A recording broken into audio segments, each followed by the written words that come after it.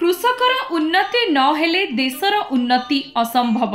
कृषि और कृषकर उन्नति नहेले देशर उन्नति होई परिबो नाही। कृषक हेउछंती देशर मेरुदंड बोली पीएम किसान निधि प्रदान कार्यक्रम रे उच्च शिक्षा क्रीड़ा युव व्यापार मंत्री सूर्यवंशी सूरज कहिछंती। कृषकर विकास पई संकल्पबद्ध मोदी सरकार और राज्य सरकार एही उपक्रम रे प्रधानमंत्री कृषक सम्मान निधि योजना 17तम किस्ती आज लोकार्पण हो गई। जो चाषीटी सार पकईवा पैसा पाउन महाजन पाखर ऋण आनी बंधक रखी आत्महत्या बाट छड़ा ताकू आउ किसी देखा जानुला नूतन जीवन दान भारत सरकार कर।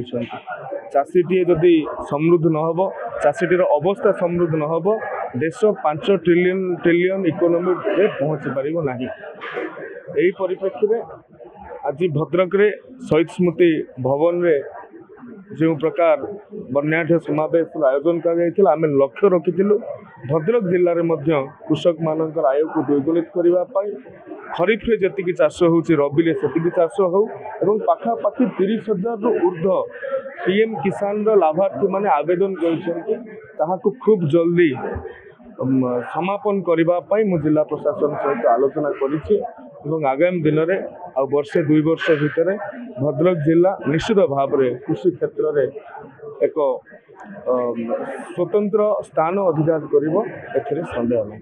पीएम किसान सम्मान निधि 17तम किस्ती डिस्बर्समेंट अवसर रे आज भद्रक जिलार टाउन हॉल रे मान्यवर कलेक्टर जिलापाल अध्यक्षतार गोटे प्रधानमंत्री जो बंटे से समस्त को कृषक मान जनवाई सम्मानित करने गोटे सभा आयोजित कर आज बहु संख्यार कृषक माने उपस्थित थे। मीडियार बंधु मान उपस्थित थे। बड़ खुशीर विषय इतिमध्य 17तम किस्ती पीएम किसान सम्मान निधि दिया सरला। निश्चित भाव में कृषक मानू तांकर जो आय द्विगुणित करने प्रधानमंत्री लक्ष्य रखिंट किछि मात्रा निश्चित भाव में सहायक हम। आज देश जो पृथ्वीर 5म सर्वबृहत अर्थनीति हो पारी सेतेबेले किसान मानू वर्ष को 3टी किस्ती रे 2,000 कर 6,000 टंका दिया होची। आज पाखापाखि 20,000 कोटी टंका डिस्बर्समेंट करा जायछि। आम भद्रक जिले में 1,39,543 कृषक मानक आज ये पैसा पहुँचा जाइछि। किंतु मते टिके दुख लगिला जे कालिया योजना रे 2,25,000 पाखापाखि उपभोक्ता थिला बेले पीएम किसान सम्मान निधि रे कौन मात्र 1,39,000 उपभोक्ता अच्छा। निश्चित भाव में अधिक न हेले भी 2,25,000 पाखापाखि भी आमर कृषक मैंने जोड़ी पारते। तेणु मुझे माध्यम निश्चित निवेदन करी जो कृषक माने जोड़ी ही ना आज मंत्री महोदय कहते 30,000 एप्लिकेशन एपर्यंत हो सारी तुरंत कार्यकारी करने से पीएम किसान सम्मान निधि जोड़ापी निवेदन रखी।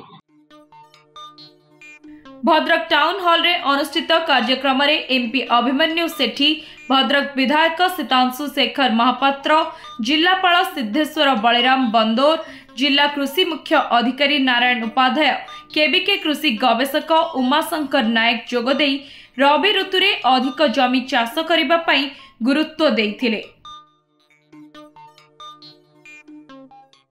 आपणक स्वप्नर घर एबे आपणक हाथ पाखरे एसएसटी डेवलपर्स नहीं आसी अक्षता विलास डुप्लेक्स प्रोजेक्ट ताहा पुणी हाईटेक पाख भुवनेश्वर बालिअंतारी मार्बल ठारू डोर पर्यंत जहाँ आपण चाहती तेबे आउ डेरी कहीं बुकिंग करबा पई आज ही डायल करंतु 8260065195।